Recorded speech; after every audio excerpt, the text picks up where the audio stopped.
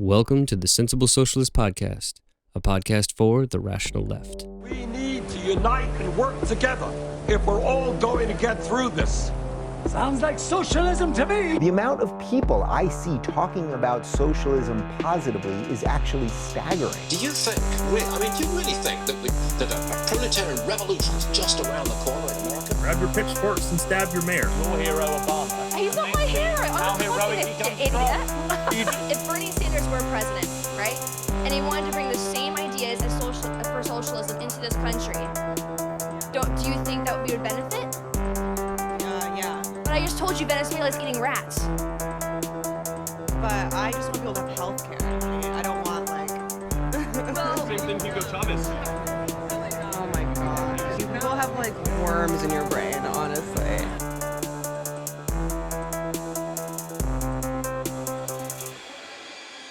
All right, hello again. Welcome to the Sensible Socialist Podcast. I'm your host, Kevin Gustafson, and with me today, I think already based on our conversation before we started, it's going to be great. It's Dr. Thamil Ananthavinayagan. Thamil, thanks for coming on the podcast. Thanks very much for having me, Kevin. You already surprised me by pronouncing my name in a proper fashion. Oh, well, my wife is from India. She's from Karnataka, and so all right, and so I'm somewhat used to long South Asian last names, but I also was like, I want to make sure I get this right, and so I had to make sure I checked in with her, so I wasn't, obviously she even Ananthavinayagan.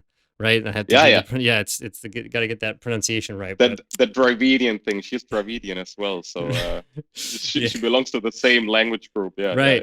Yeah. And so, but I want to give you the chance to kind of introduce yourself and kind of explain a little bit what brought us together to have this conversation. So, give us a little bit of background and kind of your interest, particularly kind of in international law and why you wanted to come on the podcast. Of course. Yeah. Okay. Thanks very much again, Kevin. As introduced, my name is Dr. Thamil Ananthavinayagan. The doctor is not that important. Just a heritage of pain. So I was born and raised in Germany. So I'm one of those new Germans, if you wish, who is not very much liked by a party like AfD in Germany, a far-right one. But my parents are from Sri Lanka. My father is a Tamil freedom hero who fought for the rights of the Tamils back in Sri Lanka in face of the oppression by the Sinhalese government. He was in prison for 7 years. He has a very strong leftist background, obviously. Not obviously, but it came as part of the fight against injustice. And he, with my mom, fled to Germany, which offered them a safe haven. They settled down in Germany. I was born in Germany as a testimony to love. And I grew up in Germany. I went to school. I received my law education. I lived and worked there most of my life. So far, I worked as a junior lawyer. I worked for the German Social Democratic Party, the SPD. I worked for research institutions before I then decided, I don't want to do German civil law. I would be interested actually to pursue my actual passion, which is international human rights law and international law. So I did my master's in Maastricht in the Netherlands. And then I pursued my PhD in Galway on the west coast of Ireland. And then I went to a university in Dublin and lived and worked in Dublin for many years. And then just recently I joined Nottingham University in the UK as a teaching associate in international human rights law. And my interest in the Sensible Socialist podcast came from a very simple reason. I was searching for a podcast that could really inform me and somewhat aligns also with my political interests, which is very much the left. and social justice issues. So I stumbled across your podcast, Kevin, and I was incredibly, I wouldn't say surprised, but I was blown away, definitely. And I have not found anything similar to that. And I thought to myself at some point, well, I mean, talking about neoliberalism, injustice, and issues against imperialism and Western hegemony, there is something that I could add to that conversation, to that narrative, coming from a scholarship which is called the Third World Approaches to International Law, which, I will here and there talk about later on as well. So that would be, in a nutshell, me. Cool. Yeah, that's awesome. I think it's interesting too because although I've talked about a lot of different issues on the podcast that I mean I have a fairly diverse set of interests and want to talk about a lot of different things and have conversations with all kinds of different people, even people I disagree with. It is kind of interesting. I've always had in my back pocket this plan to talk about the big thing was just like the law, right? Like a sort of Marxist understanding of the law. What's the role of the law and stuff like that. But more particularly like international law and issues of international law, because I also studied international law, particularly international humanitarian law, human rights law, and then international criminal law. So I essentially studied to be either a human rights attorney at some human rights, international human rights court or commission in the case of the Inter-American system, or basically wanted to prosecute war criminals at the International Criminal Court. And I think we'll eventually talk about some issues with the ICC in terms of like its role and who actually works there and things like that. But it is a subject I have yet to talk about on the podcast. And so when you reached out to me, I was like, perfect, like someone else that I can kind of have this conversation with, because as much as I do like to hear the sound of my own voice, it's much more fun to have, an actual conversation. And so I appreciate you reaching out, and I think it'll definitely be interesting. And I was telling you before we started recording, the far left critique of international law is kind of missing in many ways. The sort of right wing, especially in the United States, the more libertarian kind of critique is just like a very American tradition, like generally, which is just like international law doesn't really apply to us. We don't have an article in our Constitution that says international law international law standards are applicable in our country like most other countries do. We have to approve every single thing, and so there's a sense that like international law, UN, all that kind of stuff like doesn't really matter. And so there's a lot of agreement in the United States that like this isn't even that important of an issue. And so, and there was an interesting podcast that Zero Books put out recently that was kind of explaining how there really isn't a good left-wing foreign policy position in the United States in particular too. There really isn't. And I think even the Labor Party and stuff like that, it's like, it's not always clear what their position internationally was, right? You had a big split in the Labor Party regarding Brexit. There were definitely pro-Brexit people on the left. There were, anti-Brexit. And so the relationship with the UN, what's the role of the UN? You have somebody like Yanis Varoufakis, who is sort of like, we're in it, so let's change it to make it more democratic. But like, if we had to do it over again, I wouldn't do it, And so there's it's kind of difficult to pin down what a kind of critique of international relations and international law looks like. And so that's like, to me, if I were to say, that's kind of the goal of this conversation, is to sketch out what a kind of criticism or what criticisms there are from a left-wing perspective of these international institutions. So to me, I like that just suggests that we start kind of at the beginning, which is the whole development of international law and its sort of basic assumptions.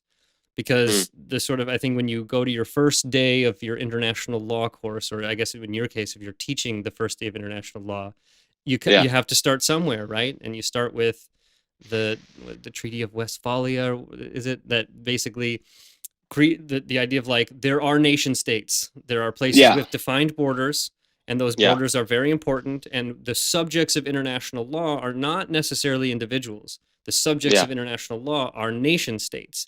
And so that develops then these important principles of like sovereignty and the inviolability of borders. And so this important old school principle that like nation states are really their own defined things. They ought to be able to interact with one another in some kind of way. And that way should be there should be rules that govern the way that those nation states interact, even in terms of Yeah. how you conduct war and all of these kinds of things. That there is this kind of set of rules at which nation states deal with one another. And so Yeah. the first kind of thing to me, just as like the initial critique, right, is the nation state, the problems, and I think in many ways, as international capitalism has developed in the 20th century, particularly, the breakdown of borders for a certain subset of the society. So capital is able to flow very freely through borders many times, or it's like regulated in a way that facilitates easy transfers. And you have a kind of breakdown of tariff-based, even nativist kind of like attempts to maintain the kind of borders, the traditional borders, even for capital. But that's in many ways sort of broken down. And so I'm curious of your opinion, just in general, of like the kind of the role of the nation state, the position the nation state kind of plays in terms of I think its interaction with the capitalist system, because the capitalist system is international, and so capital doesn't really care about borders, but it does care about borders when it comes to constraining labor and allowing the labor market to sort of stay competitive. So I'm just kind of curious to pick your brain a little bit about how you see, to me, that's a critique. I see the nation state as a barrier to international solidarity among the working class. Many of these working class people doing the same thing. A very kind of Rosa Luxemburg, Lenin critique of the Second International's position on going into World War I is like, defending your nation state. Like, we should be internationalist and have this internationalist opinion where I don't care if you're an Italian worker or a French worker or a Sri Lankan worker or a Mexican worker. Like, we're all part of the international working class, and we should not fight amongst each other, especially because the working class is the one that becomes the cannon fodder for nation states when they go to war. Exactly. I totally agree. I mean, you hit so many nails right now, and it is causing my main board in my head to completely crash at this moment. When you just mentioned Rosa Luxemburg, I mean, or as we say in German, Rosa Luxemburg. I mean, it was just only her birthday yesterday. Right. I mean, a great mind who has contributed so much for the movement.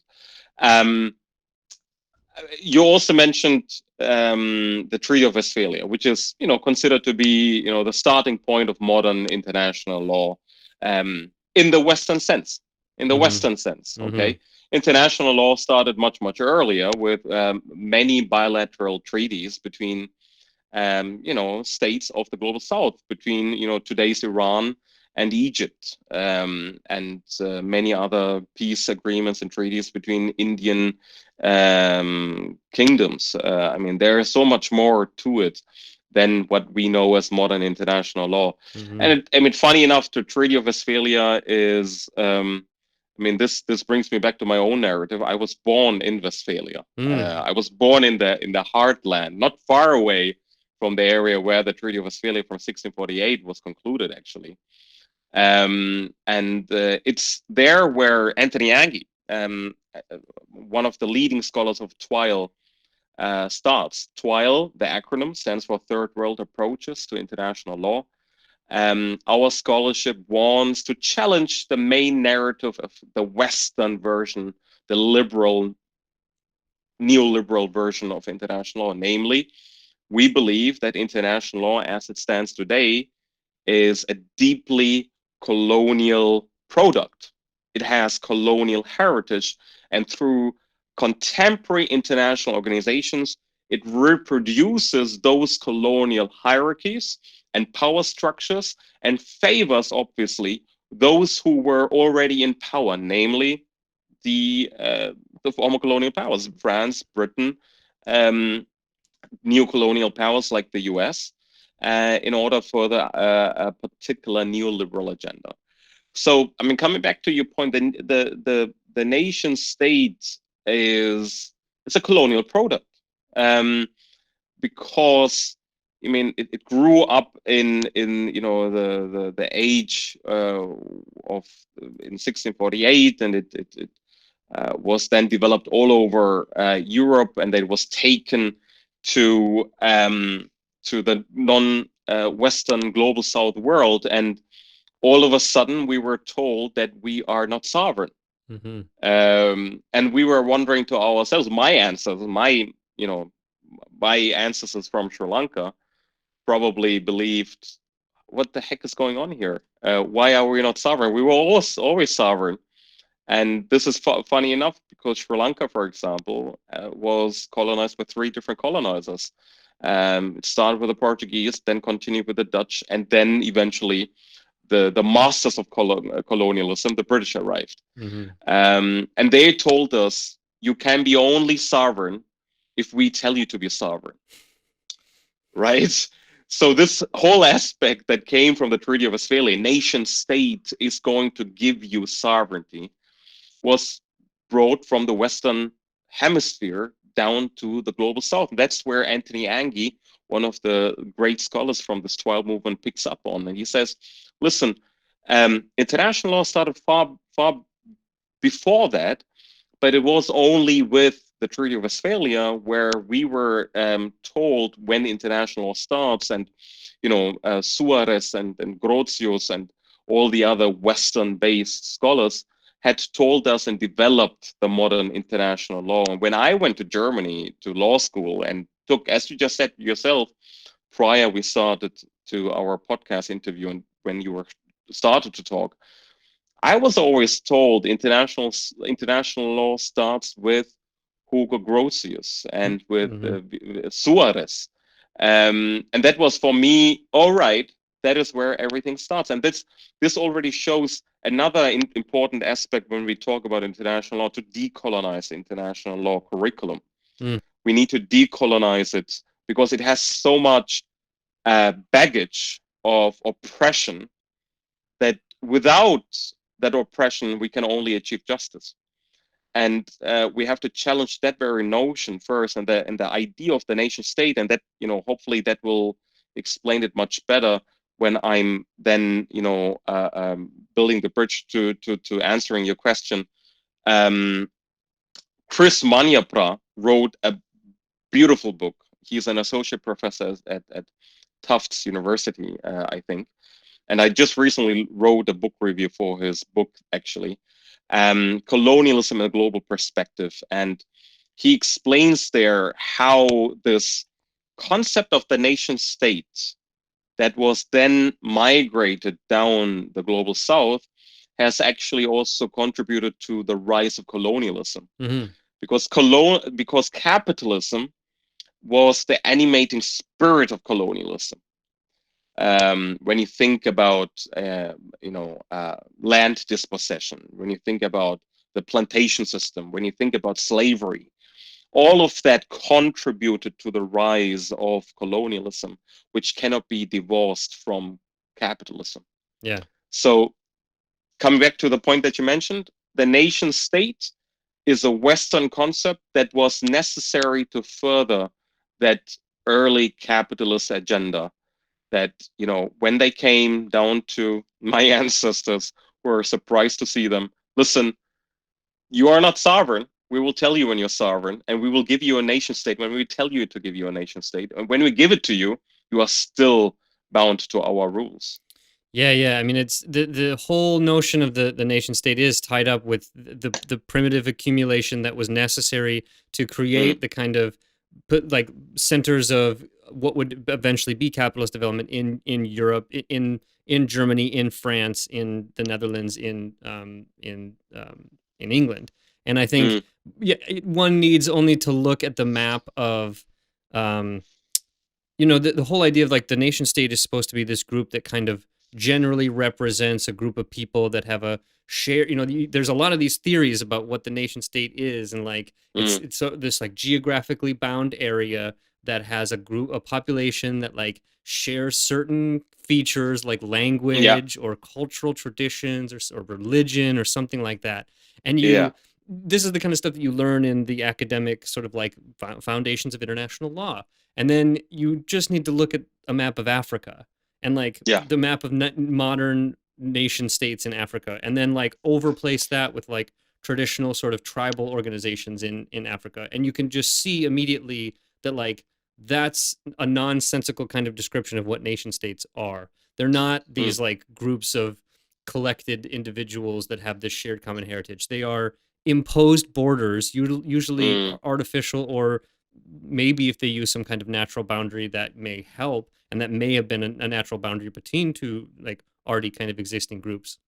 But the reason you need these nation states is to create administration systems to administer the extraction of wealth that happens in terms of like large colonial systems. You know, there are still border disagreements in Europe about where the border of France is in Germany. You know, like there's still some disputed territory, right? So the nation state borders are not even defined in like these, even the colonial areas, right? And so there's so many like problems with the whole notion of the nation state that when you look at it, when it's talked about in the sort of traditional Western view of international law, there's like this poison pill at the very, very core of international law. Like you described it, it's this Western construct that doesn't really work. That's real purpose is to maintain essentially class divisions, a division of labor, and to allow the extraction of value from those that have it to those that don't, because those that don't are able to extract it through force, essentially. And so, you know, the development of international law in general, as it's having the nation state as its basis, is in that sense fundamentally flawed.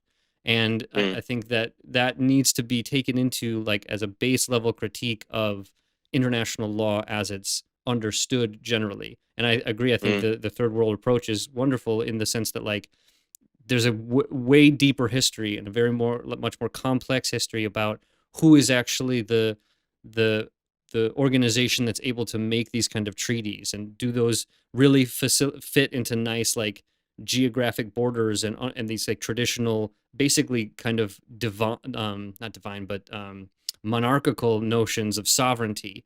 They don't apply very well. And the history of humanity is much different than the history of Europe after the Dark Ages, essentially. Okay. No, I totally agree. Exactly. I mean, that's the whole point about it. I mean, third world approaches international law challenges these Western narratives that are still prevalent. And I mean, as I said, when I went to law school, I was,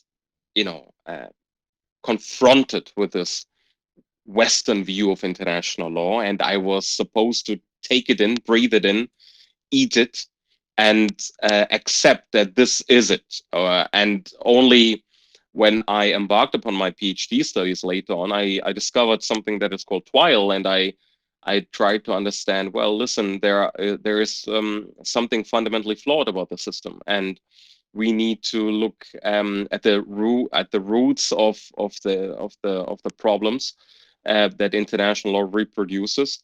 And the third world approaches international law was very much trying to rectify, or at least analyze, the problems and offer solutions what the ways are in the future. And I mean, we have this whole array of great scholars from the third world approaches international law.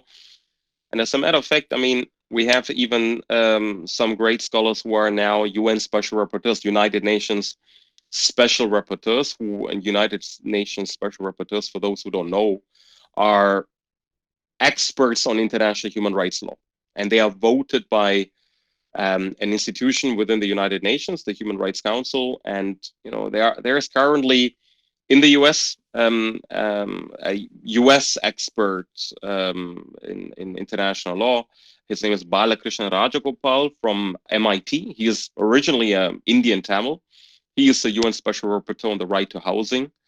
The current UN Special Rapporteur on racism and fighting xenophobia, Tendai Achumi, is at UCLA. We have Michael Fakiri, who is at the University of, I think, Oregon, and he is the UN Special Rapporteur on the right to food. And then Obiara Okafor, who is the UN Special Rapporteur or independent expert is his title called, on international solidarity. So we are holding currently very important positions within international law as twilas, as scholars from this third world approaches to international law, in order to try to decolonize international law from the very bottom, from the very top, to break it down to the bottom. And that's the whole approach that we as twilas want to take. We want to make international law a law that is the law of the peoples, the law of the many and not the few, if I may paraphrase Jeremy Corbyn. So that kind of, I think, segues, like, I think it's crucial to understand the relationship between the development of international law and colonialism. Like you talked about. I mean, when you obviously, like, you can look at the precursor to the UN. So like, this is like when you really are, like, the kind of ramp up in international law is kind of seen at the end of World War II. But obviously there's large experiments and there's agreements.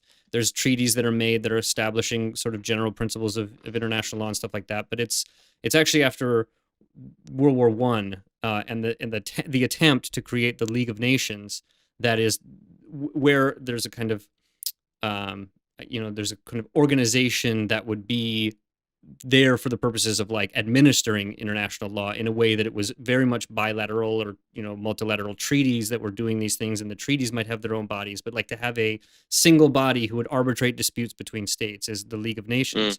But in the League of Nations, you have a literal colony, like the ability to establish and control colonies. Like this whole procedure for, like, how colonial powers would administer their colonies. So literally built into the first attempt at organizing international law into an actual kind of legal scheme was very much for the purposes of maintaining colonial possessions and figuring out what it was that you were going to do with these mandates, which is an interesting way of describing them, like, and so, and obviously the League of Nations was also unsuccessful in essentially preventing what it was designed to prevent, which was like another large scale war, because not that long afterwards you have this major breakdown in international relations, the failure of the League of Nations to do basically anything about it, the fact that the US wasn't a part of it because of that long history in the United States of not wanting, it's kind of just nativism and not wanting to participate in European affairs and things like that. That does sort of change after World War II. And so I'm kind of curious, I guess, to hear your perspective on how you see that kind of first attempt at establishing the sort of an organization that would do this, and the kind of problems that it had, that maybe that, there's this idea that the League of Nations didn't work, but the UN did. And to me, the UN doesn't seem that much different than the League of Nations, except for the fact that the United States was able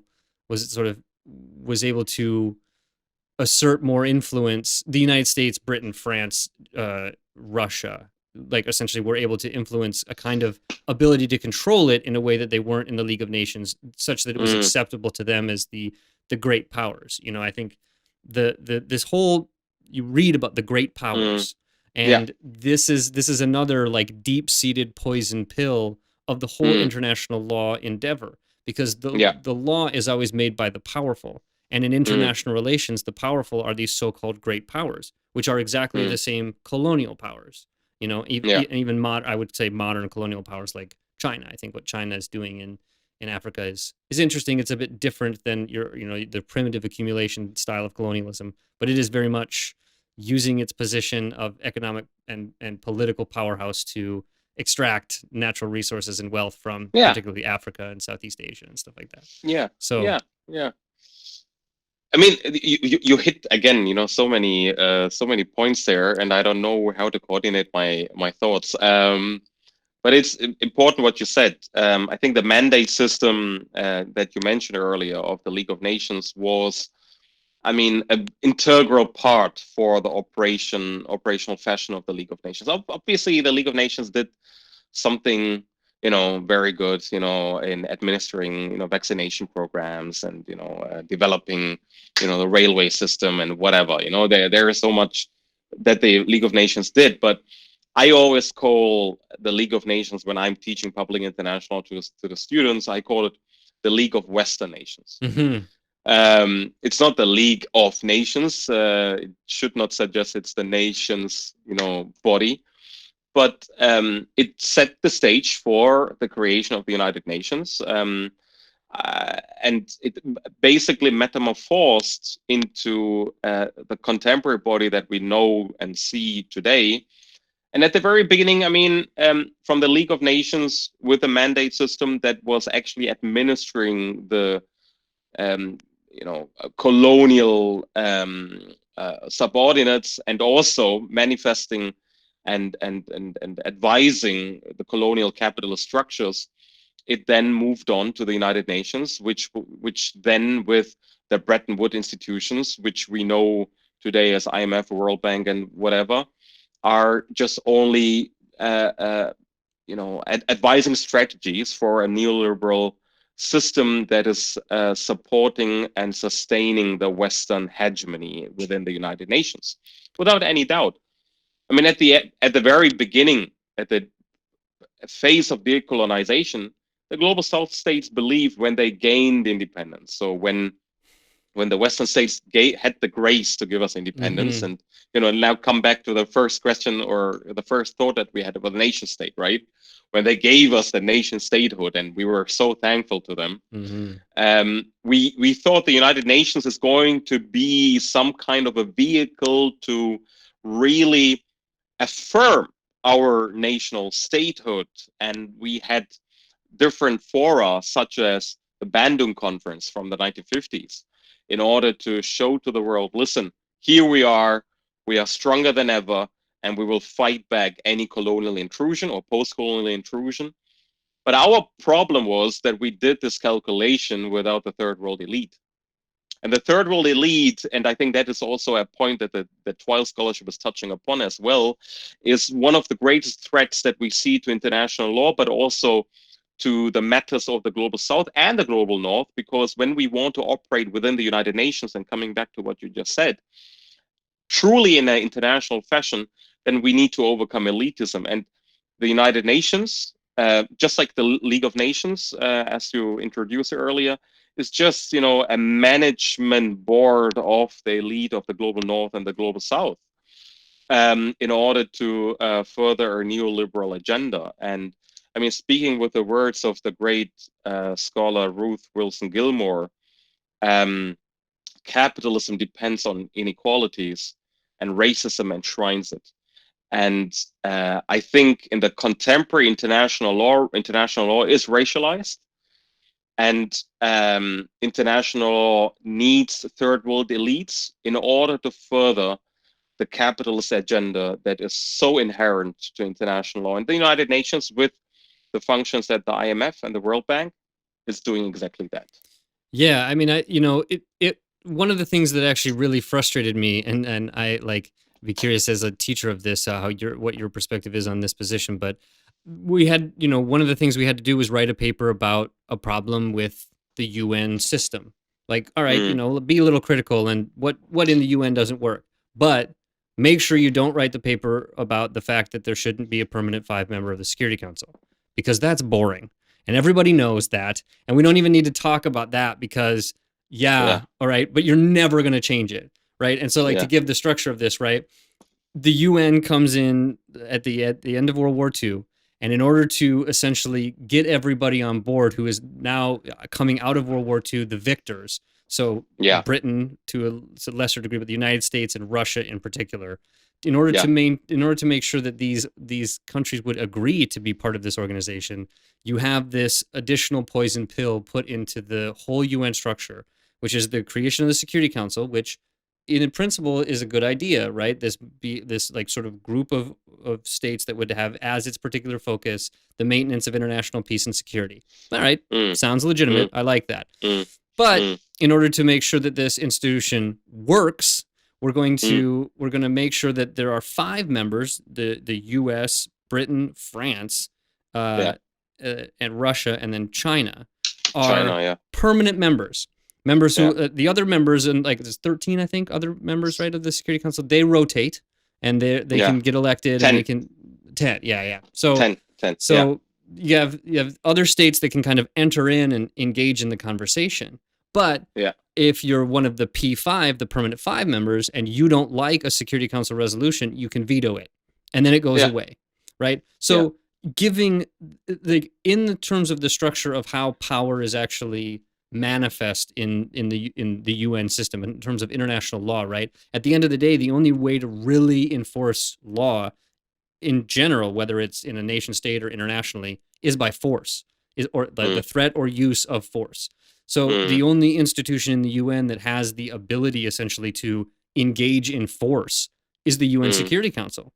And you give 5 members of that 5 particular colonial countries the ability to negate the use of that force to enforce what are good, principles of international law, or to be able to like handicap the institution from doing anything or forcing the institutions to do something that you want. So it enshrines this sort of absolute stranglehold on the real levers of power in these great power victors in World War II. And like, to me, it was really frustrating because that's like the obvious problem with the UN right now, is that the Security Council essentially doesn't work because you depending on what U.S. administration or what French administration you have, you can deny the like important international peacekeeping operations or reactions to conflicts that are brewing and things like that. And like, if the goal of the Security Council is to make sure that there's an avenue for resolutions of disputes that are not through war, it obviously hasn't worked. There's like 30 different conflicts going on in the world right now, right? It's not able to do its job, particularly like sort of precisely because of this P5 issue. Do you this seems like the paper every student should write. And there's this understanding that like everybody knows this is a problem, but we're all going to put on our real politic, Henry Kissinger hats and say, look, the big states are never going to give up their power. So give up on changing the UN or like proposing some kind of change to the Security Council, because that's never going to happen.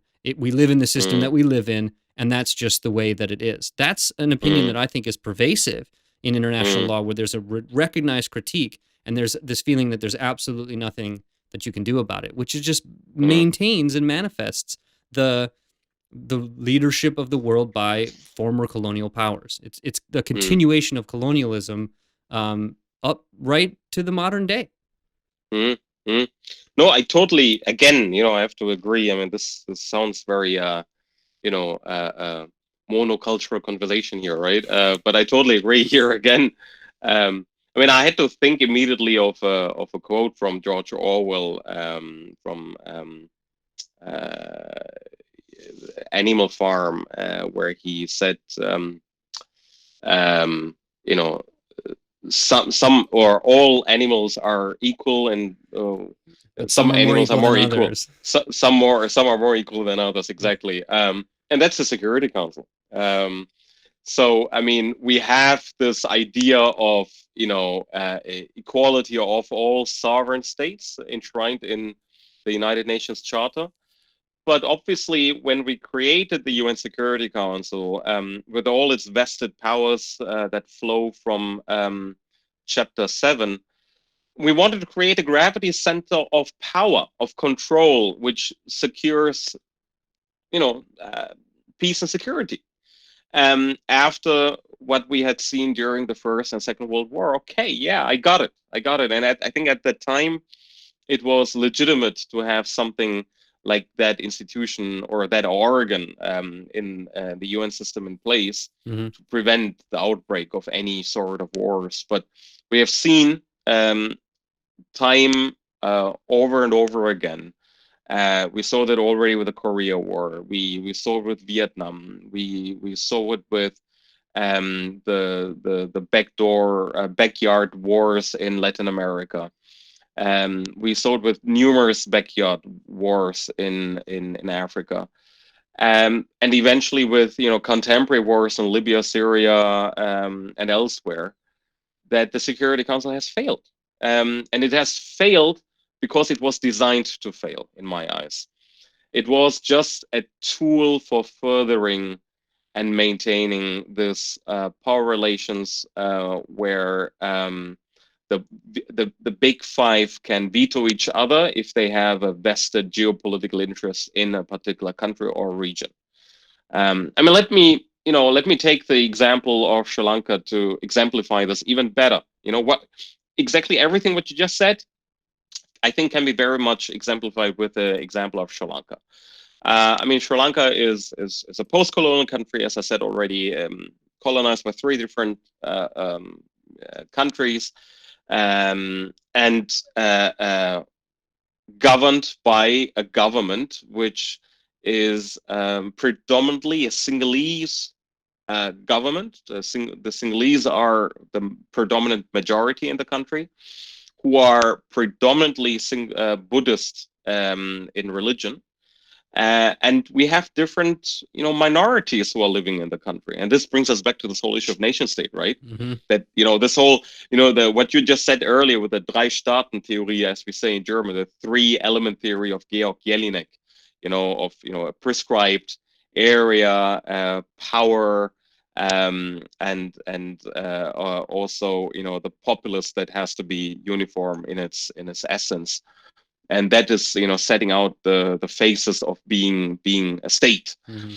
So that doesn't apply to Sri Lanka. We have, Sinhalese, we have Tamils, we have Muslims, we have Hindus, we have Buddhists and Christians as well. So it's a multilingual, multi-ethnic, and multi-religious country. So the Sinhalese took over the country, and they were governing this country basically as an internal colonizer. They were just replaced. And I consider that internal colonialism. An external colonizer was replaced by an internal colonizer. And I don't want to, turn this podcast into the podcast about Sri Lanka now, but ever since the Sri Lankan government took over, they govern this country as it is their own, perpetrating and instigating the war in different eras of the conflict. And it was never, coming to the forefront of the United Nations. And even when the war then ended in 2009, towards the end of the war, it never came before the UN Security Council. And why, Kevin? Well, it was because of vested interests of China that we know through their economic program in Asia, and also Russia.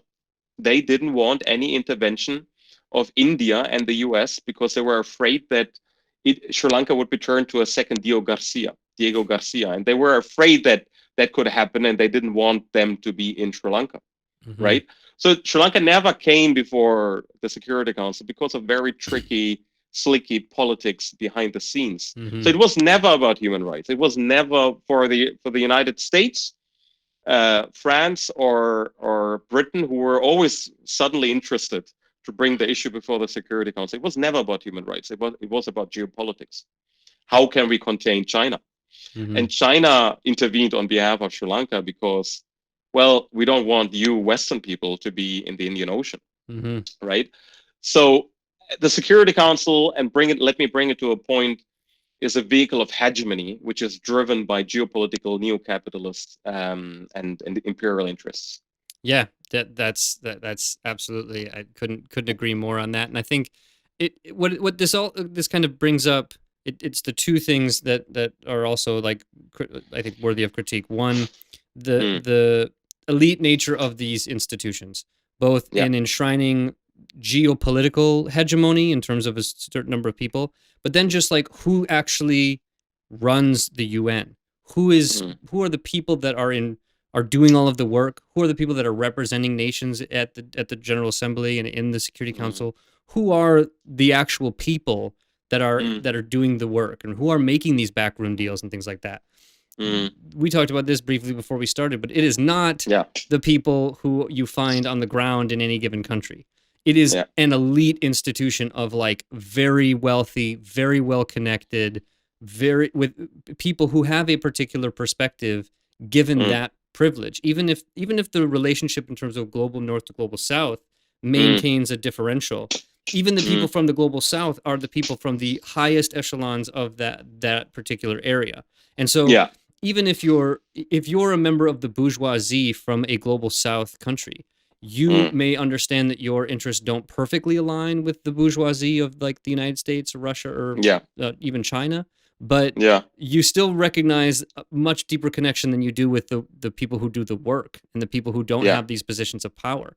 And so the not only like there's this basic hypocrisy that exists in the whole UN system, which is that it supposedly promotes all of these like really important, highfalutin, aspirational values towards like getting rid of colonialism or like dealing with hunger and poverty and all of these kinds of things. But the people who are actually doing the work are coming from backgrounds for whom this is not an issue that actually touches them. You know, it's a lot of like, let me fly into Malawi and see how bad it is there and then like go back to my like nice hotel, you know, because I'm not going to like live there, you know, and like, and you know, I'm a UN peacekeeper in a you know, internally displaced persons camp in, you know, I don't know, like anywhere in Africa, you know, in South Sudan. And there are people that come into the camp and start shooting people, and I'm not going to get out of it. I'm not going to get out of the barracks because like the barracks are safe like that. Come on now, you know, like, so there's this major difference in perspective because almost everyone who's doing the work at the UN is coming from a bourgeois, if not position actual in the economy, at least the perspective, you know? So there's this big problem that, you know, and I want you to talk a little bit about the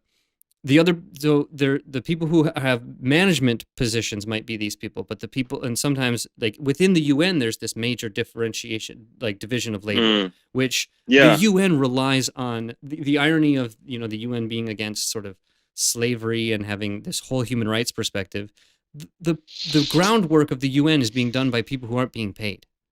People who have struggled and strived so much to get this unpaid internship. They have to fly from their country to Geneva or to New York. They have to live in New York or Geneva, two of the most expensive cities in the whole world. You know, like, and either they make very little or they make nothing at all. You know, and so within the UN, there is essentially this unpaid labor force, which unpaid labor is another word for slavery. I think you might. I mean, to pick up on that, I mean, I think the viewers or the listeners will think to themselves, "Listen, this is a you know, a premeditated podcast where people are sharing the same view here." But listen to us. We have different views, obviously, but there are so many issues that we are discussing which are so important where we have the same opinion. So, I mean, I take it a bit home and add my own narrative to that. I mean, as I said, you know, I was born and raised in Germany, and I grew up in my hometown, which is called Bonn, which is the former capital of Germany. And currently, Bonn is hosting a range of United Nations organizations and agencies, inter alia the UNFCCC, the Climate Secretariat, which is, you know, getting increasingly important in face of the climate crisis. And I worked within one of the, you know, subdivisions of the United Nations University, which is also hosted in Bonn. And I, you know, I mean, I must say, I mean, I was lucky. I was, you know, in Bonn, so I didn't have to pay, you know, rent. I didn't have to pay for, you know, transportation costs. I had my student ticket, which was, you know, for free. I could stay with, you know, I could, you know, delve into the wealth of my mom's food at home every time when I came back from my internship. So all, you know, those were, you know, somewhat comforting me in face of an internship that was not paid. But they are the people that you just mentioned, right? The people who go to New York or who go to Geneva are people, or The Hague even, at the ICJ or elsewhere, are, either they have to take out a loan to do that, and that happens actually. But most of the people who are doing that have affluent, well-connected family members or coming from upper class families, either from the global north or from the global south, who can sustain and support them. And eventually, through those internships, they get the jobs. And so eventually, when they're in the United Nations, they are not really representing the United Nations. They represent a particular class of the United Nations, not the the people who are living in the slums of Mumbai, or who are living in labor camps in say remote areas of Beijing. No, those are people who are actually coming from upper class. They have never met the atrocities and the agonies that people from a lower caste or from lower classes are experiencing. If you look at Indians or Sri Lankans or Bangladeshis or Pakistanis who are in the United Nations, they have not only from upper class, they're also from upper caste. Mm-hmm. So that's another layer of classism and elitism that we see. And before we started the interview, I mean, if we look at the broader picture of the international system, I mean, the chief economist of the IMF, Gita Gopinath, who is now praised as, a brown face, and I'm a brown man, who is now praised as like the brown face and diversity. Well, she comes from an affluent background in India. And the new WTO Director General, Iveyala, is also somebody who comes from a affluent, very good background. She was a former Nigerian finance minister who helped in furthering neoliberal agenda imposed by the Western states in her own country and the West African region. So, I mean, if we look at these issues and then we say, the United Nations is actually representing, the people. No, it doesn't. It's representing a certain set of people who have, an interest in delving and enjoying the comfortable life of a UN salary, but not really talking to the lived realities and narratives of subaltern people. Yeah. And like the curious, like in a quick way, your thoughts on, to me, one like a sort of very visceral example of a kind of hypocritical view and idea that's really taken hold is the responsibility to protect.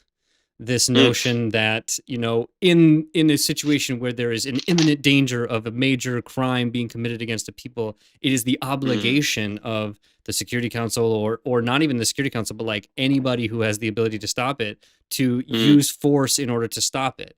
And you like, obviously, I think the most famous critique of this is Chomsky's, critique. But this is the to not understand the colonial history of the development of international law and and international relations generally makes this idea seem great. Like, yeah, if there needs to, if there's something's going on, like somebody needs to intervene and help people. Like they didn't in Rwanda. Look how bad that was. Like never again in Rwanda. But but this is always the excuse that anyone who wants to intervene in a country for whatever reason will use, right? And so you won't intervene in a place that maybe isn't in your interest to intervene in. But, if you're looking at Libya, who's talking about doing an African-wide gold dinar and has a bunch of oil revenue, well, we need to make sure that there's a responsibility to protect, instance there, or, because that is going to be, that's going to further our international agenda. Whereas, Rwanda, why bother? Yeah. It's a great point that you bring up there. When I was doing and working for the German government during my law studies back in 2005, I worked under the spokesperson of the German government, and which was still under leadership of the SPD, the German Social Democratic Party. And I said, listen, there's something going to happen in Sri Lanka soon enough. And I mean, eventually we saw the war erupting in 2009. And so I said to him, my former boss, the spokesperson of the German government, listen, we have to do something. We have to flag this and we have to amplify this to the world community. And he asked me a very sober question. You said, Thamil, does Sri Lanka have any natural resources? Wow. And I said, yeah. And I said, no. And he said, well, there you go. That's the answer why the Western states are not interested. Wow. They won't look at you. And I mean, responsibility to protect was a doctrine that existed at the time already, Kevin. Mhm. It existed. It was already there. It was in the room. The Canadians brought it in, I think, 2002, 2003, I think. And then it was like developed as a legal concept under the United Nations. So it was there already. You know, you could have, you know, use, I'm not going through the different steps of responsibility to protect. This is not a legal class, right? Mhm. But you could have applied it in the case of Sri Lanka to say, well, look, there is a major crisis in Sri Lanka. We have to intervene for the sake of human rights. The Western states didn't intervene. They didn't use their powers. And eventually they used it in the first case, as you said yourself, in 2011, in the case of Libya, and then later on in Burkina Faso, which just was a convenient tool to topple and seek for regime change. And all the major powers played along. I think Russia and China abstained in the vote. Germany was at that time one of those non-permanent members to the Security Council. They abstained. So it was a dark chapter in the history of the United Nations and Security Council. But there were obviously some geopolitical considerations to seek for a regime change and topple the Gaddafi regime that they had actually literally rolled out red carpets for in front of the Champs-Élysées in Paris. And now all of a sudden, you know, he was not convenient enough for the Western considerations, and he had to go. So had Gbagbo in Burkina Faso. And again, responsibility to protect was used as the pretext for geopolitical stipulation of hegemony in the region, right? So I find it's a neo-colonial tool under the pretext of human rights, and human rights, as we Twyla say, is used as a convenient, conducive language for the furtherance of neoliberal agenda in a playing field where the Western powers can, you know, sketch out their ideas for a neo-colonial world. That's a perfect segue to the kind of where I want to go, which is the whole. So like you may have this kind of criticism of the UN that it is this elite institution, that it's fulfilling the great power roles, it's adding to colonialism stuff. But what about human rights, right? Especially, you know, since I'd say maybe the 70s or so, there has been this growth of interest in human rights. There's human rights bodies. You got the Council, and you've got International Covenant on Civil and Political Rights, International Covenant on Social, Economic, and Cultural Rights. You've got these sort of like enshrined. You've got rights of the child. You've got a new kind of indigenous rights movement that's coming out that you see in like the Inter-American Charter, or the Inter-American Covenant on Human Rights and stuff. And so there is this idea that like, well, you can have these criticisms of the UN and like, yeah, the Security Council has problems, but like, look at the human rights work that they're kind of doing. And for me, like, it's somewhat taught in this way, but it, like, you know, there's kind of this understanding of a succession of human rights. You sort of start with the civil and political rights, which are your standard French Revolution bourgeois political rights, right? These are anti-feudal rights, the right to freedom of speech, freedom of assembly, the ability to have a free press. Like, these are things that do not in any way, these are things that actually are prerequisites to ensuring a capitalist system. You know, and so the thing that is always frustrating to me, and this is what I really want to hear your opinion on, is the civil and political rights are kind of taken for granted, and they're immediate. You must immediately, under the sort of human rights regime, you must immediately grant civil and political rights. Those are like immediate things that you need to do. So these are your first generation, like we've already had all the conversations and all the bourgeois revolutions in the world, you know, from 1848 in Europe, you know, in 1776 in America, and 89 in France, and wherever. It doesn't matter. All states have the obligation to ensure civil and political rights as defined in the covenant. Okay. That sounds great. That seems easy. But that's obviously a no-brainer if the goal of the system is to maintain the capitalist mode of production, the relations thereof, and the whole superstructure that exists on top of it. But what I'm Sure. curious about is to hear the thing that always pissed me off when I was taking all my human rights courses was this notion of progressive realization. So like maybe I want to give you the chance to kind of set up the social, cultural, and economic rights and how those differ from the civil and political rights in the sense that they are not immediate obligations of every state, but they are, I guess, infinitely aspirational. Like there's no time in which there's like, all right, we're at 2021 now. Like this covenant was signed in like the 70s. It's now time to make this an obligation. No, it must be somewhere in the future. Yeah. Very good point. Again, it's scary that we are touching upon so many good things that are, in commonality.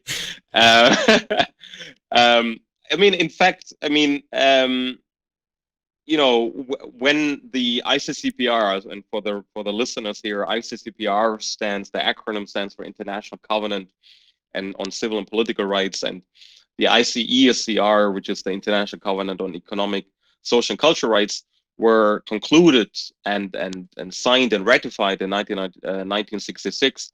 And this is a question that I always ask my students: why didn't we have one entire document? Why didn't we have one covenant? And my students never know what the answer to it is. And the simple fact of that is it's a product of the Cold War. Yeah.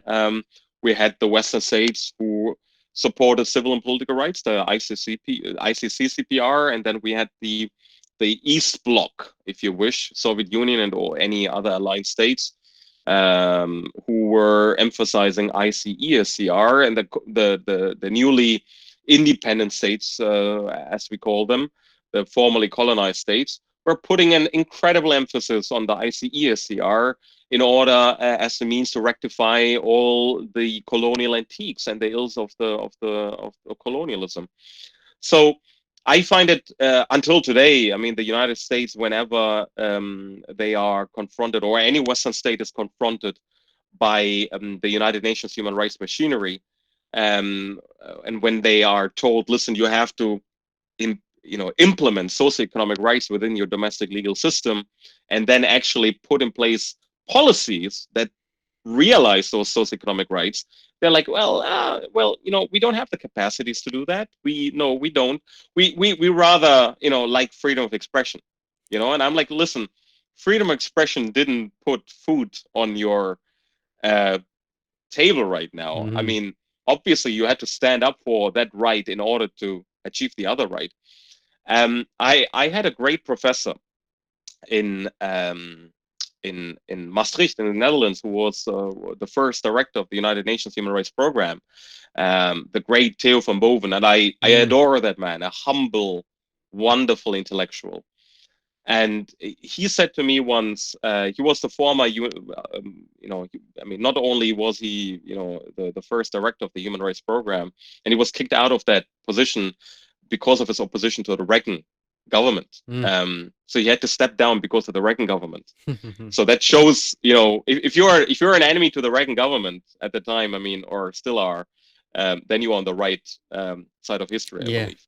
So Theo van Boven stepped down. He held some other positions later on, and he was UN Special Rapporteur on the prohibition of torture later on. But when I had a conversation with him, he said to me, Thamil,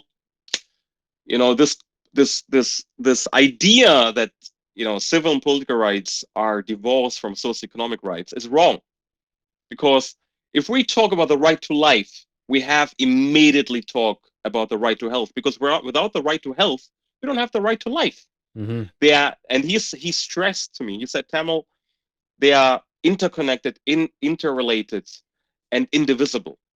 Socioeconomic rights and civil and political rights belong together. They cannot be separated from each other, as Western leaders are suggesting and putting it forward to. And against this background, the former UN Special Rapporteur, so for the listeners, again, as I said earlier, it's an independent expert on an international human rights background, Philip Olson. He was the UN Special Rapporteur on extreme poverty. And he went to visit the US, and he went on to visit the UK on one of his last mandates. He stepped down already because his mandate had finished.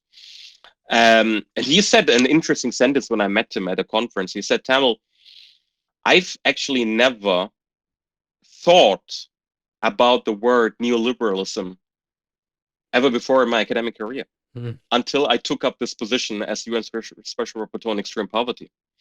And then I saw that poverty is not like a consequence of capitalism. It's inherent to it, and it's engineered into the state structure. It is meant to be there, and in order to accumulate wealth for those who are benefiting from the system. So at the end of the day, socioeconomic rights should overcome, rectify, and remedy all the ills that are contributed through colonialism and capitalism.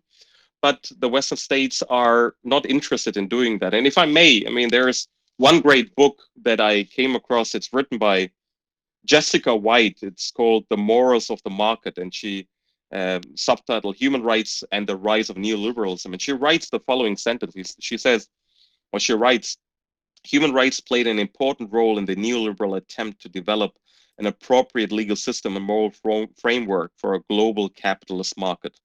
The rights they formulated were not the rights of man that Marx had criticized. And she continues to explain how human rights actually, in the Western fashion, laid out the framework for the furtherance of the capitalist market. Socioeconomic rights are detrimental to it, and they don't want it. Yeah, and like that's like, it's amazing sometimes how explicit that even is. I mean, the United States position has always been, we have no obligation to fulfill social, cultural, or economic, like those aren't. Now, the interesting thing, and this is one thing I want to talk to you about too, is there is one economic right that they do want to maintain, and that is a very important right. And that for me is somewhat problematic in terms of the like this idea that it is a right, which is the right to private property. Right now, it's a pretty well established human right. You know, the Indian Supreme Court had a great decision on this, that like private property is a sort of inviolable human right. Now, there's a few different ironies that come up, or a few different problems, I guess, with that notion. Right, one, we're not always clear what we mean by private property, right? Whether that means personal possessions and maybe land. You know, some kind of housing, right? Is it related to like having a roof over your head and having like tangible objects in which you can maintain control over? Or are we talking about the individual ownership of productive enterprises? This very Marxist kind of like differentiation between personal property and private property. And because there's an issue with the whole like anti-slavery, anti-slavery in general, but obviously within the UN, of like eradicating slavery and making sure that slavery is not an issue, because in principle, at least with chattel slavery, this right to private property, it has to be juxtaposed and is in conflict with this anti-slavery thing, right? Because if someone is your property, then you have this right to private property. So I'm kind of curious just to hear your opinions on this notion of the right to like private property, and then because along with it, like I think the Indian Supreme Court did a good job explaining this, but basically it's not as if you can't do eminent domain kind of things. The state can't take private property like ever, but it has to have like overwhelming compelling reasons, and it has to pay market rates for the thing that, you know, the property that it takes. So you can't, in my view, like there would be somebody who'd come out and say it would be a human rights violation to Cuba style expropriate business owners from their position as business owners. That, you know, Cuba didn't pay anybody, it just took it. And there's this idea that what we'd have to do, and we did the same thing in the United States when it came to slavery. We expropriated slaves from their slave owners, and we didn't pay anybody for them. We didn't, you know, do some kind of buyback program like I think Britain did that, right? Britain bought out slaves and had to pay that for hundreds of years. We didn't do that. We just expropriated it. We said, that's it. It's over. It's done. You're not getting paid for it. That's it. Now, the frustrating thing is, under at least a version of human rights, that's a human rights violation. Now, as a Marxist and as somebody who wants to be in the process of building an organization that would eventually take the position of the state, the sort of power of the state to be able to enact legislation or some other kinds of means by which you would actually expropriate businesses for the purposes of giving it back to the workers that work at that business. Am I really suggesting a violation of human rights? Like, there seems to be a major conflict between the right not to be exploited and the right to private property, and that, I think, is a discussion that I don't hear a lot in human rights discussions, partly because there's a kind of neoliberal consensus that we're not talking about expropriating businesses, and if you do, you got to pay the person you expropriate, which will just maintain inequality. Yeah. No, it's look, there are two great scholars or thinkers within international law from a Marxist perspective.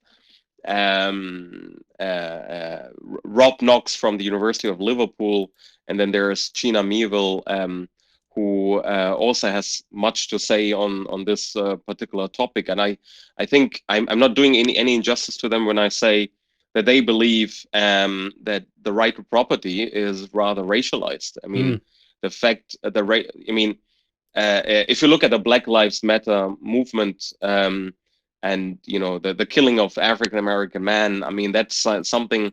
There are some post-slavery reflex by slave patrols in the form of contemporary U.S. American police forces shoot down people who are running away from property which is belonging to the slave owner. And the right to property, I think, in our critique, is very much racialized, and it is interesting that the United States and many other Western states are so adamant about it.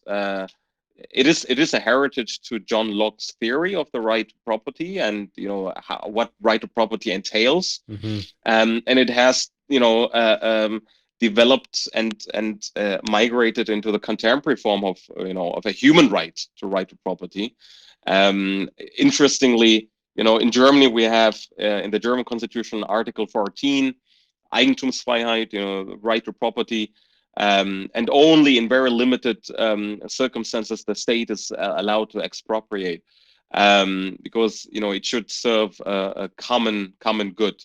And now we see that right to property has this very individualistic approach, that it actually, it doesn't serve the human rights purpose. It's rather serving the purpose of an individualistic impetus that comes from a market-driven narrative. So it's not a human rights narrative; it's a market-driven narrative to impose the right to property upon us. So, but I mean, for the readers, for the viewers and listeners of this, Gina Meeville and Rob Knox, I think they have written very good pieces on, if they want to, educate themselves on the racialized prescriptive parameters of right to property. Yeah. And both good writers, like just from like a writing perspective. Yeah. Both of them can really write. And so it makes it easier to read the stuff when it's not, when it's not really good. Boring.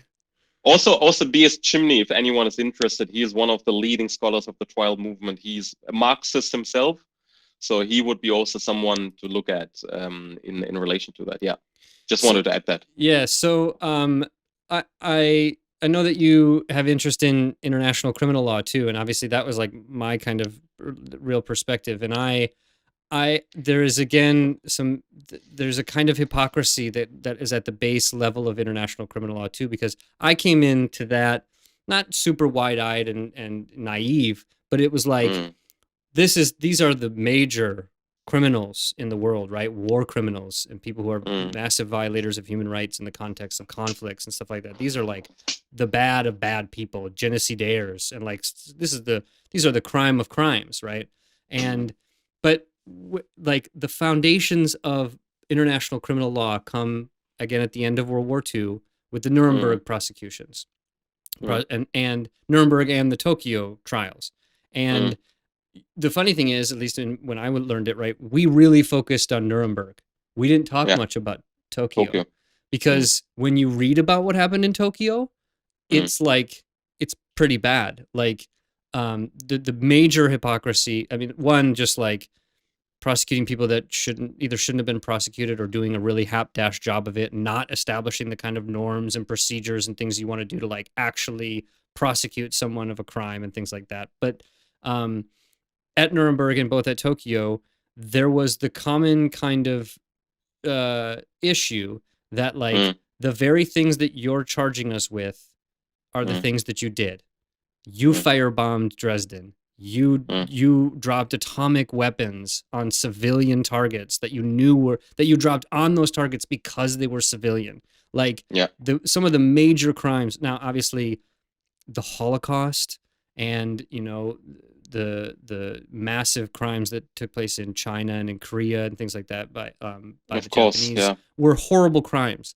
But the firebombing of Dresden and the area bombings and, you know, like wholesale targeting of atomic weaponry on civilians are also major crimes, to which no one was prosecuted. And like General LeMay, who was part of the campaign in the United States, became the chief of the Air Force, right? Was promoted, right? MacArthur, who was suggested using more nuclear weapons, became like a major force in the Korean conflict, right? And so there is this problem in international criminal law that I'm not sure it ever has really recovered from, which is the idea that it's constant victor's justice. That that like, as much as we need to prosecute these crimes, it's always interesting who's prosecuting them and who doesn't get prosecuted. And to me, as an American, as it develops in, you know, you have this interesting development of international criminal law through after Nuremberg in Rwanda and in Yugoslavia, to try to prosecute those and have an interesting like UN driven mechanism to do that. Then you have like a different mechanism in Cambodia trying to deal with the Khmer Rouge. You have a failed attempt to do some kind of justice in East Timor. And I think that like underneath all of this, honestly, is the United States in particular. That the United States is this, in terms of its military role, very nefarious and very problematic. And to the degree that the United States has this major role in creating and drafting the Rome Statutes, and is very involved, and like makes sure that wording is really particularized, and that it does all of this work, and then comes back and doesn't ratify it, doesn't become a state party, is not technically subject to its you know, jurisdiction.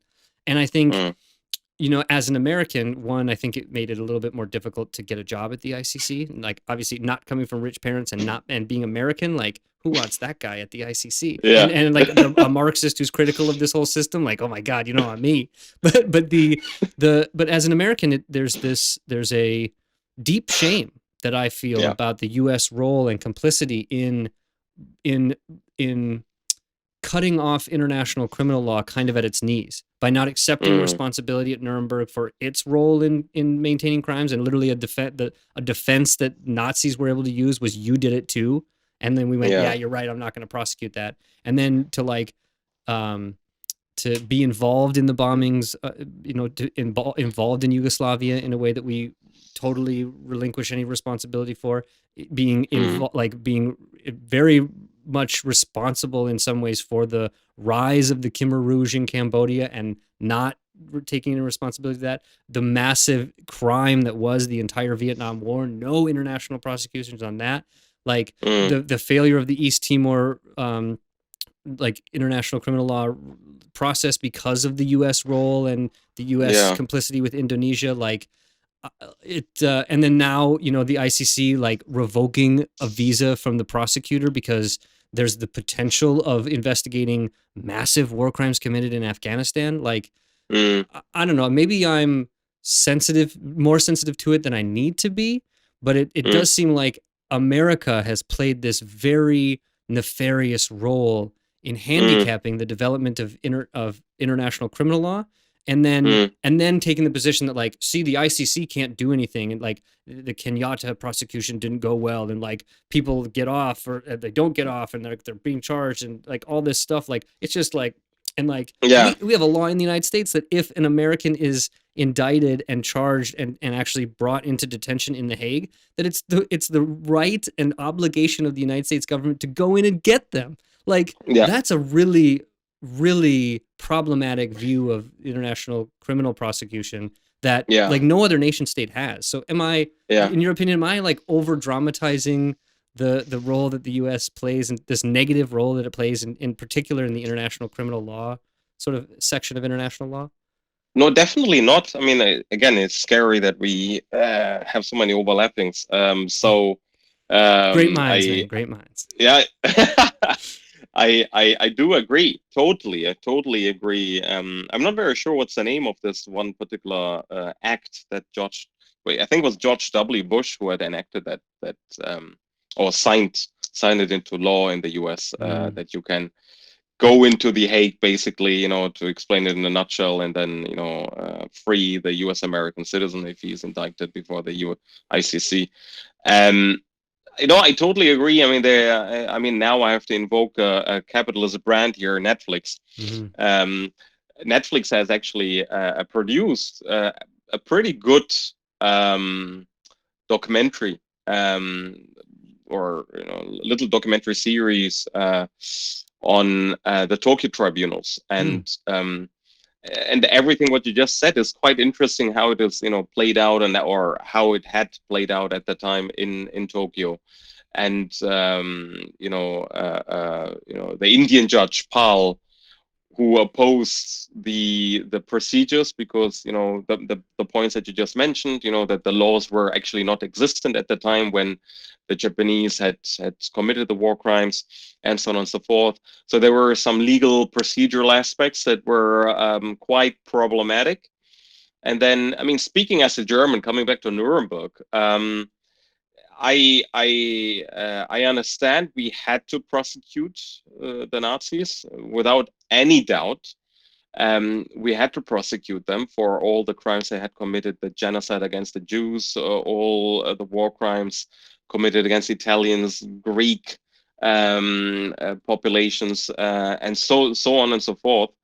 But as you say, there's a taste of victor's justice. There is a taste of victor's justice, because the US and the Brits and the French, to a lesser extent the French, but definitely the US and the Brits had committed their crimes on their own, which are crimes that were never discussed before Nuremberg, which were never discussed at Tokyo or wherever.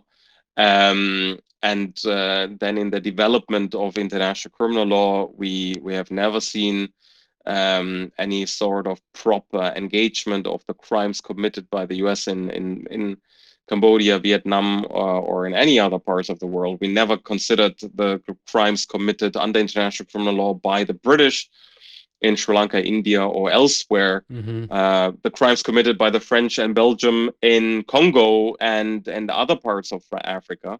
We never discussed them under international criminal law, which leaves those dark corners of international criminal law open to further investigation. So at the end, international criminal law is, for me, victor's justice. And if you look at the ICC, I think it was the Clinton administration that, when you mentioned it, I think it was the Clinton administration which was very strongly involved in the drafting process of the Rome Statute, and eventually it was. I think the US signed it but never ratified it. Is it correct? And then they retracted their signature or something. Yeah. So and if you look then at the evolution of the ICC until today, when I taught international criminal law to my students, there's this one great cartoon that I remember. There is this cartoon of somebody standing at the lottery, and he tries to grab a ball out of this lottery pot, and he takes out a ball, and it says Africa on it, and he says, "Oh, look there again, it's like Africa again." So, and he says, basically it was about this Africa bias that the ICC has. And if you look at the case law, the case doc on the ICC, I mean, it's predominantly Africa, whereas the U.S. British aggression invasion in Iraq was never a matter before the ICC, and I mean, it's telling that at the time when the Rome Statute was drafted, the crime of aggression was not fully implemented. Yeah. Simply because of some Western hegemonic reasons. So we should never forget that the crime of aggression was never implemented. And I mean, now there were some legal developments though. But at the end of the day, I mean, the former ICC prosecutor now, she did what she did. Her predecessor, Moreno Ocampo, was a bit of a flamboyant character. Yeah. But also serving, the superior powers within his role. Now we have a British guy in place. Who knows what the outcome of that will be? I think I will judge international criminal law based on its approach to Palestine. Right. How the Palestinian case will take its route. If it takes a route in favor of the Palestinian people and the crimes committed by the Israelis, then fine. And this brings me back to to our prior conversation before the podcast started. The Biden administration is not very different to the Trump administration. Apparently, Kamala Harris said to Netanyahu, listen, we disagree with what is happening at the ICC. We stand by your side.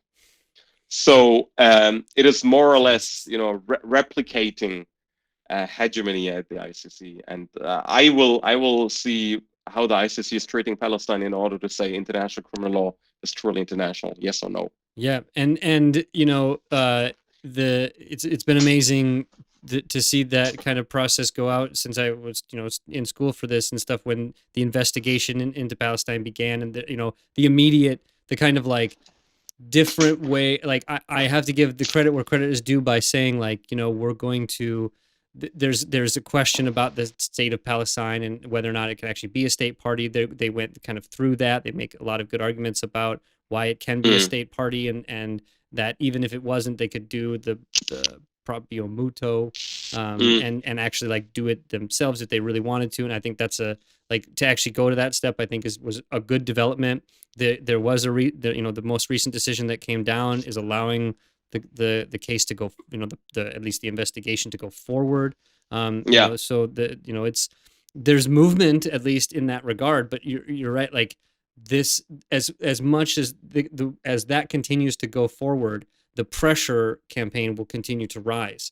And it's kind of easy to ignore right now because it isn't in the stage of like indicting people, and so it isn't as on the radar of everyone. Like for those of us who are interested in it, this is like a major development in international criminal law, especially because of the interesting state of, occupation and all these other kinds of things. And like they decided the borders were going to be the 67 borders, and like all these kind of things are like, okay, like this is an interesting new development that like seems positive. But the unfortunate thing is that it's existing in the real world, that it isn't.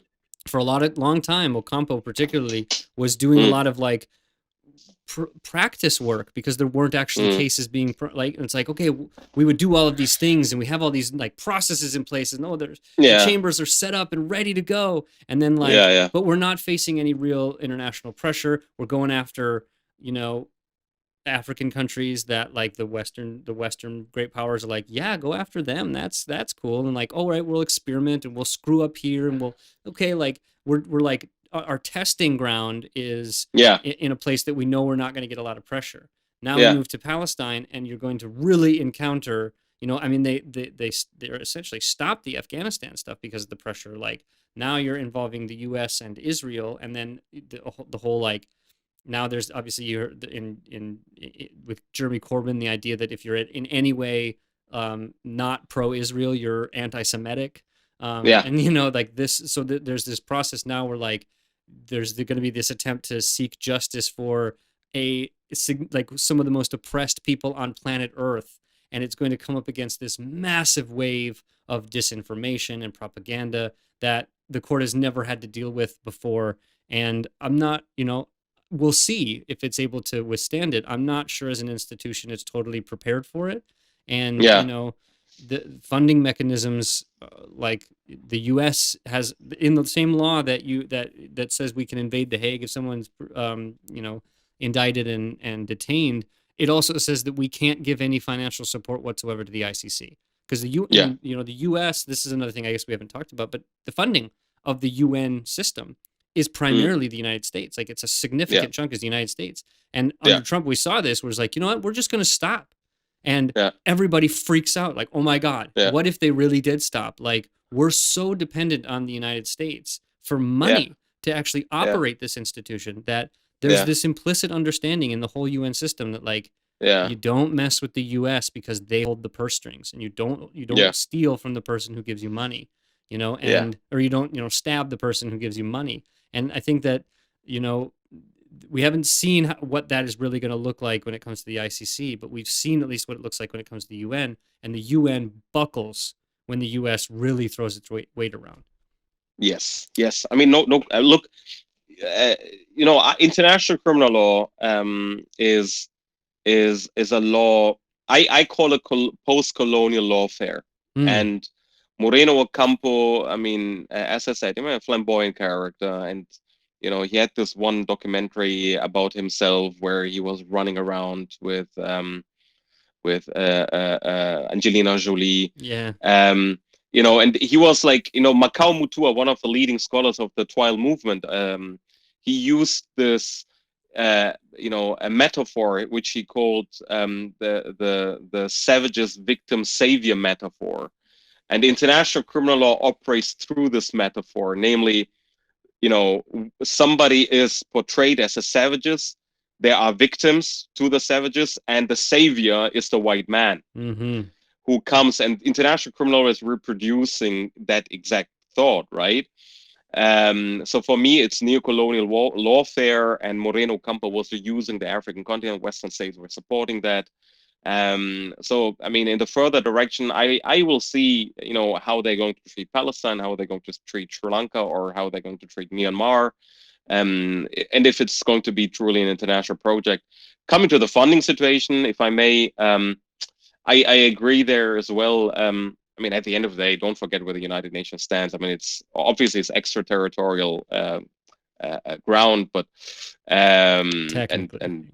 technically. But I mean, the US knows where the United Nations is. They know who they pay, and we know also from the selection of the UN. And this brings us back to the UN Security Council. We know from the vote for the UN Secretary General who they want in power. They always want somebody who nods his head. So that is how it has always been. Kofi Annan was like playing out of the usual parameters here and there, but all in all, also he belonged to an elitist class coming from Ghana, from a diplomatic service, etc., etc. But those who are in power of the United Nations are funded and supported and have to act upon what the US says. No question about it. Yeah. All right. So I know we're quickly approaching, I think, the 2-hour mark, and so I want to be mindful of your time. But like I as you probably, I could talk about this with you in particular for a long time. But me too. One of the other things that I want to touch on at least, and like to give people a perspective, this might seem very kind of technical and in the weeds, but like we've scratched the very, very surface. There's a deep, deep level of like number of different decisions and different things we could talk about that really show a lot of these generalities that we're talking about. But to be very general in this next bit, I'm thinking of the other international organizations that are not necessarily the UN or kind of part of the UN or came out of the UN. So we've talked about the ICC. That's one of like not technically a UN institution. But when I look around the world to other international organizations, so not necessarily the human rights organizations. I think those we've kind of talked about. Those maintain general things that the UN UN human rights organizations have. There's limitations to the Inter-American Commission. The African Court is not that effective. There isn't really no Middle Eastern human rights enforcement mechanism really. What human rights court does China belong to? There's missing components, right? So, but when I think about other international organizations, I look around and it seems like what's left are the mechanisms to regulate international capitalism. So the WTO, the IMF, the World Bank, and then in maybe in some ways, and this is probably, I'm curious about your opinion, the International Labor Organization, an organization that you read the stuff that comes out of the ILO and it's like, yeah, wow, like this is some good stuff. And then you look around the world and it's like, who's implementing the ILO's like mandates here? Like there's no teeth to the ILO. So like the International Labor Organization, everybody's got the right to unionize, and it's like against human rights to go against unionization efforts and stuff like that. It's like, well, you've got the entire U.S. relationship to Latin America when it comes to like violations of organizing, like mass organizing movements and things like that. And so it seems like to me the quick position I have, and I'm curious what your position is that the IMF, the WTO, and some of these organizations are international arbitration bodies and stuff like that. These are major power plays, and like when you study international law, there's kind of this understanding that like you're not going to try to be a human rights lawyer, right? You're obviously going to get a job at like some big firm that's got international arbitration stuff, that's like some big company wants to screw somebody over and like wants to get away with it, and you're going to help them do that. Like there's this, that's the way you make money in international law. And so I'm kind of curious about your opinion on these sort of organizations, the role that they play, and whether or not they're really effective, whether or not they're somewhat inept. What is it that they're doing? What perspective they're bringing to the table? I mean, again, we have to be, very general because, I mean, as you said yourself, I mean, this can continue for another 3 or 4 hours because it's fascinating. And this subtopic is another topic that would take too much of our time. But the interesting thing I have to mention is from all these, organizations that are operating, within, the realm of the United Nations, WTO, IMF, and so on and so forth. The IMF, for example, I think it says in its preamble, or at least in its statutory charter, it says the IMF will take due considerations of UN Security Council resolutions. Why do I say that? UN Security Council resolutions are jus cogens; they are binding international law. And the IMF says solely, with a very simple sentence, we will take due consideration of that, which shows that there is a separate biosphere and different set of rules applying for the IMF imposing neoliberal rules within the ambit of international law. So it shows that the IMF is inhibited in its control. There is no control mechanism over the IMF.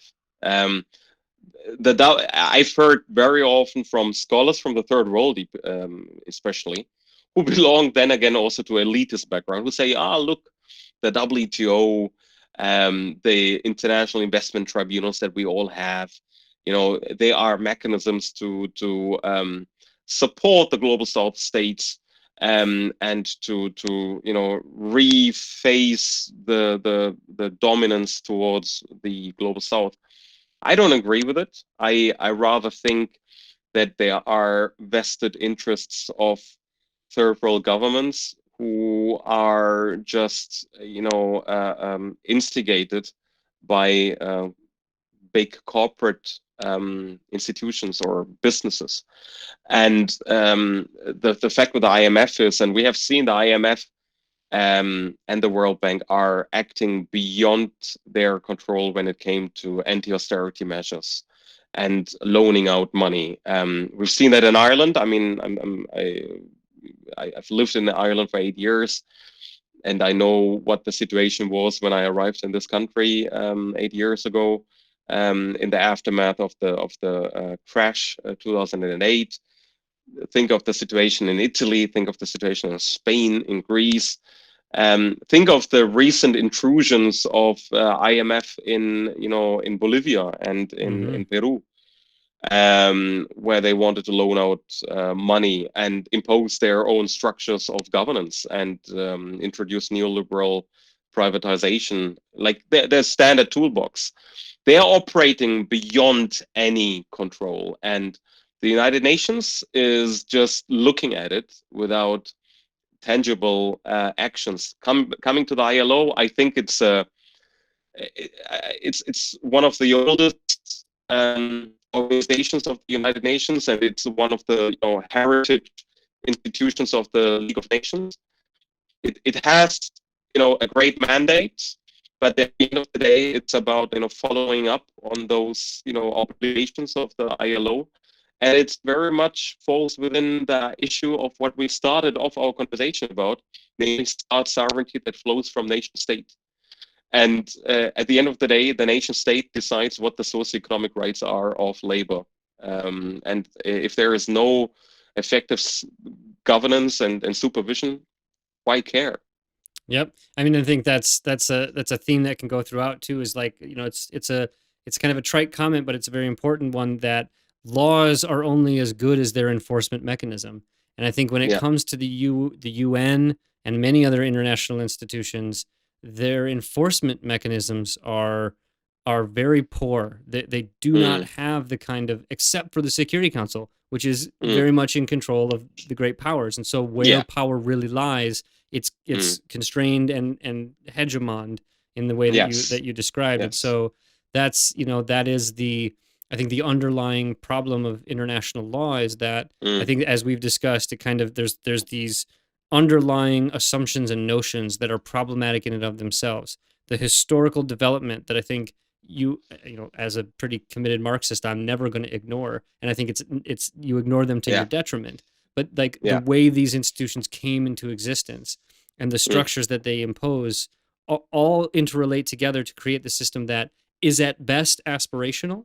Where it is aspirational, it sounds wonderful, but in terms of the actual operation of what's going on, instead of it really being an institution that coordinates international efforts and promotes a sort of growth of human flourishing and being able to really have a kind of new way of resolving disputes, it's really, and I think this is the critique that you would have, a means by which of enforcing a particular social, economic, and political order that is itself at base exploitative, and contrary to what would be basic elements of creating strong, flourishing, and worthwhile human lives.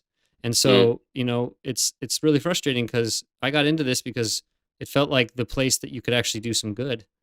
And when you look around, it doesn't always seem that way, Yeah. Look, when I started my law studies and I was interested in international law, I believed international human rights law in all its facets, that's part and parcel of the international legal regime, is going to be the panacea to all the ills of the world. I did a PhD in international law / international human rights law. Eventually, I discovered it's not going to be the great equalizer. And there needs to be some great momentum coming from the very bottom in order to restructure international law that it really serves the people. Yep. Yeah. So long as we can try to do what we can to ameliorate the conditions in a capitalist world, and especially in this kind of late stage monopoly, international weird kind of system that we've inherited and helped grow. There are limits to this system, and I think that when you look at international law, these limits become very apparent, because you're right. I felt the same way. It's like, if we just actually implemented the human, I like the structure of human rights. When you read the ICC PR, and when you read the Covenant on Economic, Social, Cultural Rights, yeah, the rights of the child, like all the non-discrimination, like, oh man, if we could just implement this, we'd be good. And then you look around the world and you're like, well, we're not. So Yeah. then you have to do this second order evaluation. Why is Yeah. it that we're not able to actually implement human rights? And for Yeah. me, it's fairly obvious that it's this whole system that as its base has this fundamentally exploitative economic relationship of Exactly. employer to employee, and we need to Exactly. fundamentally re-examine that in order to really implement a human rights regime. It is how I feel about racism and many of these other kinds of social ills, that a change from capitalism to a new system that doesn't have exploitation and extraction as its fundamental basis is the necessary, not sufficient, but the necessary condition to being able to address these other things. The necessary condition to fulfilling human rights is a revolution against capitalism to replace it with a system that at its fundamental nature is democratic, cooperative, and one based on solidarity, one that in some ways actually expresses the desires of the equality, fraternity, and liberty in a way that we have not seen the system that supposedly came in 1789 to establish. No, totally agree. Totally agree. There's nothing else to add from my side. This is you hit the nail there. I mean, that's the whole point. I think the idea of international human rights law was supposed to be when it was established after the end of the Second World War, was supposed to liberate. And as I said, earlier, the newly independent states from the global South believed that international human rights law could be now that tool that we can use to further our self-determined fate. And the right to self-determination, which is like the common Article 1 to both covenants that I mentioned earlier, the Covenant on Civil and Political Rights and the Covenant on Socioeconomic Rights, was in particular used as that affirmation from the global South vis-a-vis the global North to say, listen, we are having our own fate in our hands. But eventually, the international human rights regime was rather manipulated for neoliberal purposes. We see the GSP Plus scheme, NAFTA, and so on and so forth, where you have to sign to particular neoliberal treaties and capitalist frameworks, but those human rights treaties will be attached as an annex. So you have to sign up to those human rights treaties if you want to be part of the game, right? So it's just becoming rather like a religious kind of ceremony. You sign up to that, then you're part of the game. So it's more about the game rather than the rules. Yeah. So and that is replicated all over again. It continues to happen. Yeah. And it's we believe in human rights, but where's my fucking money? Yeah, exactly. Sign up, but first of all, take the market system, but then you have to sign up to that. Yeah. So yeah. Well, Thamil, it's been awesome to talk to you. This again, Thanks very like I much. said, it was a subject that I wanted to talk about for a while, and haven't had the right, I think, interlocutor to really be able to do it. And I think that talking with you, it's like I feel like in some ways, though my podcast is not an international law podcast necessarily, the subject has been introduced now. You have been introduced. Yeah. I definitely let's make sure that we kind of can keep up to date and maybe do a bit more of commentary on what's going on. We've now, I think, established with those that are interested the position that we take. I definitely, though I haven't specifically said that I really adopt the sort of third world perspective on international law. I accept its conclusions. I think that they are related in some ways to my sort of deep Marxist view of international law. They seem to be very able to exist with one another very nicely. And so let's make sure that we talk again when maybe that the conclusion of a GA or something that we can see what goes on, or when a new decision comes out of the ICC I'll have you back on and we'll definitely. talk about it. Sure. Thank you for having me. This was a great conversation. As I said prior to the podcast, it's great to associate now a face to the great voice on Sensible Socialist. So I am very happy that we had this conversation. Was definitely illuminating, and hopefully the listeners could take away something out of this. Yeah, if people want to find out more about the stuff that you're doing, though, where can they find out more about you? Well, they can follow me on Twitter, another capitalist vehicle. So they can find me under Dr. T. So not Mr. T, Not Mr. T, but yeah. Dr. T. It's at TVA 607, I think. They can follow me on academia.edu. They have to just Google me, and then they will. I think one of the first search results will be academia.edu, and then you will see all my publications. And then I believe that would be sufficient at the very starting point, and then my page at Nottingham University, obviously, as well, which will be updated very often with news what I'm doing. Cool. Yeah, and try to use this podcast as an opportunity to elevate the voices that I think need to get elevated to at least whoever listens to the podcast. And so you're one of those voices I want to hear more of, and so we'll make sure that happens. Yes. Great. Thanks so much, Kevin. Thanks very much. All right. Thanks a lot. All the best. Thanks for listening to this episode of the Sensible Socialist podcast. This podcast is supported by listeners like you, and no advertisements or anything will ever be said. If you want to support the podcast, please go to patreon.com/sensiblesocialist and give today. Also, please give us a review or a rating on iTunes or wherever you listen to the podcast, as it greatly helps. All right. See you next time.